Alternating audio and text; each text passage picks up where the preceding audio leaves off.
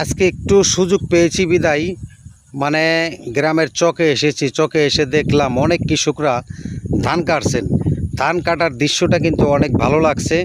আর একটু হলেও সেই জিনিসটা আপনাদের মাঝে আমি একটু একটু করে তুলে ধরার চেষ্টা করছি। যে দেখেন, ওই যে এই পাশে ধান কাটছেন মানুষ, ওই পাশে ধান কাটছেন, তারপরে ওই দিকে ধান কাটছে, আরেকটা ক্ষেতে ধান কাটছেন, ওই যে দেখেন।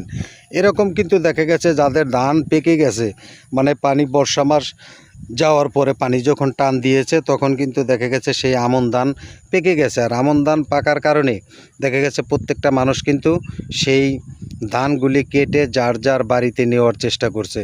আশা করি প্রত্যেকটা মানুষ কৃষকের উপরে নির্ভর থাকে। কৃষকরা বাঁচলে এই দেশ বাঁচবে। এবং কি এই ধান কাটার দৃশ্যগুলি আপনাদের মাঝে, কৃষকের যে দৃশ্যগুলি, কৃষক যে কত কষ্ট করে থাকেন সেই কষ্টের দৃশ্যটা একটু হলেও আপনাদের মাঝে আমি তুলে ধরার চেষ্টা করছি। সবাই ভিডিওটি ভালো লেগে থাকলে গঠনমূলক কমেন্ট করে পাশে থাকবেন। সবাইকে ধন্যবাদ। আসসালামু আলাইকুম।